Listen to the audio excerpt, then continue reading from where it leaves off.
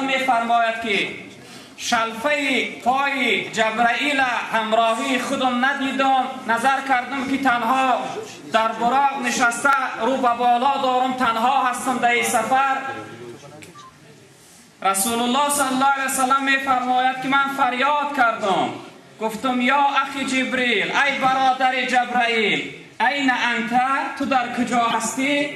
ای جبرائیل در کجا هستی که من تنها رو به بالا شدم؟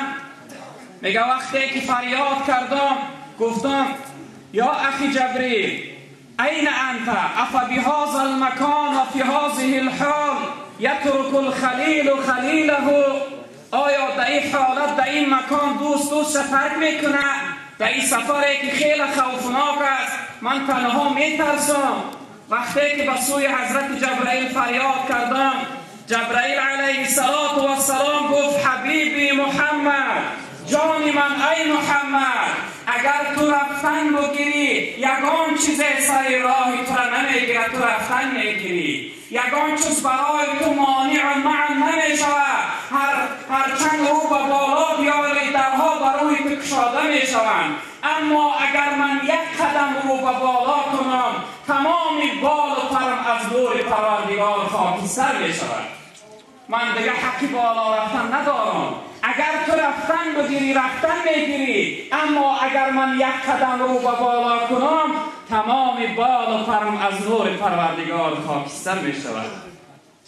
شاعرم میفرماید حضرت سیمرغ فهمی هیچ کس از انبیا نرفت، آنجا که تو به بال کرامت پریده ای، هر یک به قدر خویش به جای رسیده اند، آنجا که جای نیست تو آنجا رسیده ای. در وصف رسول الله صلی الله علیه وسلم می‌فرماید ابراهیم به مقام خلیلی رسید، موسی به کلیمی، اما رسول الله صلی الله علیه وسلم به عالم لامکان طیر کرد و پرواز کرد. رسول الله صلی الله علیه وسلم می‌فرماید که به مقام به جایگاه رسیدم که غیر از نور تجلی پروردگار دیگر چیزی را ندیدم. یعنی دعوت مهمانی برای رسول الله صلی الله علیه وسلم بود، به نزد پروردگار رسید. و فقط من اینجا یک حدیث مثال میارم. حضرت رسول اکرم صلی الله علیه وسلم میفرماید که پروردگار گفتم سوال کردم اللهم اتخذت ابراهیم خلیلا، پروردگارا حضرت ابراهیم برای خودت خلیل گرفتی، مقام خلیلی، مقام دوستی برای ابراهیم دادی. و موسی کلیما، حضرت موسی را به خودت کلیم و گبزن گرفتی. حضرت سلیمان باد و هوا و شمال در اختیارش دادی. حضرت داود آهن وقتی به دستش میقپید آهن ملایم میشید. و برای عیسی علیه السلام و احییت لعیسی الموتا، برای حضرت عیسی مرده ها را زنده کردی. فماذا جعلت لی، ای پروردگار برای من چی کرده ای؟ این پیغمبرها تا این دوستات یک مقام و یک معجزات و یک خوبیه در حقشو بخشیدی، آیا برای من چی داده ای؟ وقتی از پروردگار پرسیدم میگه رب العالمین گفت که اولیس قد اعطیتک افضل من ذلک کله، ای محمد صلی الله علیه وسلم آیا از همه اینها بهتر برای تو ندادم؟ از همه بهتر در حق تو نبخشیده ام؟ الا ذکرت الا ذکرت، آیا در هر جایی که نام خود ما آوردگی هستم در دوامش نام تو نیست؟ آیا در هر جای قرآن آمنت بالله، در هر جایی که اطیع الله میخوانی در دوامش اطیع الرسول نیست؟ آیا در هر جایی که لا اله الا الله گفته شود در دوامش محمد رسول الله نیست؟ آیا در بالای عرش لا اله الا الله محمد رسول الله نیست؟ یعنی در تمام هر جایی که پروردگار بزرگوار میفرماید نام من آمده است در دوامش نام ته است. خطیبها وقت خطبه میخوانند الحمدلله، در دوامش الصلاة و السلام علی رسول الله، یعنی در همه جا وصف رسول الله صلی الله علیه و سلم است. وقتی از نزد پروردگار بازگشت کرد در اون مقامی که حضرت ابراهیم علیه السلام دیده بود، حضرت ابراهیم گفت هدیه من یک هدیه میتونم برای تو ای محمد به امتها تا ببر. من این شب معراج کوتاه قصهش نقل کرده ایستادم. میگه وقتی که نزد حضرت ابراهیم علیه السلام آمدم، حضرت ابراهیم گفت که حبیبی محمد، جانی من ای محمد، اقرأ امتک من السلام، امتهات از نام من سلام بگو. ما و شما که هستیم برادرای عزیز، ابراهیم خلیل الله از ششم از هفتم آسمان میگه ای محمد امتات از نام من سلام بگو و برای امتات بگو که زمین جنت، خاک جنت خاک حاصل دهنده است، خاک نرم و ملایم و خوب است، آب جنت آب شیرین و گوارا است. کشت جنت 4 چیز است. کشت جنت 4 چیز است. هر یک انسان کشت جنت همراهی خودش از دنیا میبره. ابراهیم علیه السلام برای رسول الله اینها چی هستند؟ یکمش سبحان الله والحمد لله ولا اله الا الله والله اکبر. این ذکرها را الحمدلله همه ما و شما میدانید. تنها به معنای این ذکرها عمل کردن در ما مانده است.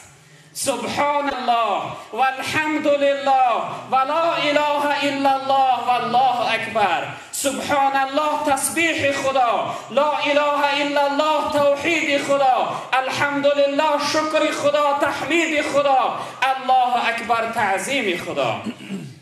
سبحان الله. ما و شما میگیم سبحان الله. معنای سبحان الله چی است برادرای عزیز؟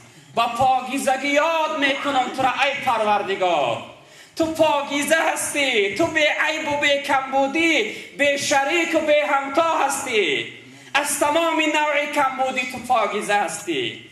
وقتی که ما پروردگار را به پاکیزگی یاد کردیم، برای ما ضرور است که برای رضای الله، برای محبت و دوستی الله ما خودمون پاکیزه کنیم. ان الله طیب لا یقبل الا طیبا. الله پاکیزه است، غیر پاکیزگی دیگه چیز قبول نمیکنه. اگر ما ناپاک باشیم الله ما را در بندگیش قبول نمیکنه.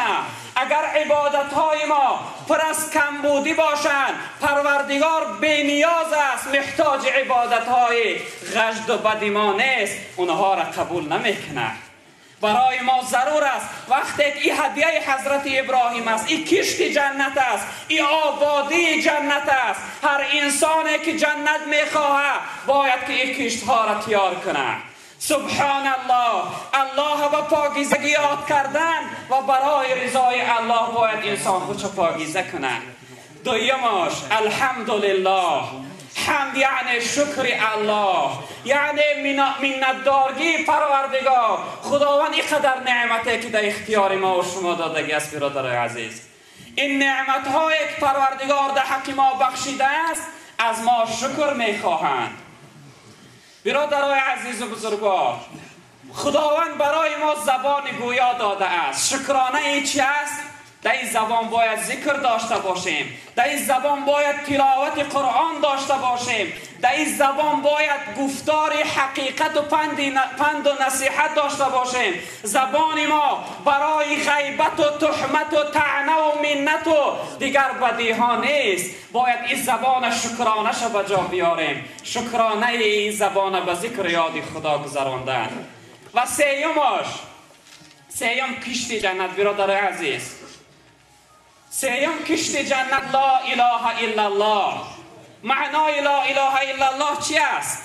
ما و شما میگوییم الحمدلله که لا اله الا الله، نیست اله مگر الله، غیر الله دیگر یگان خدای وجود ندارد.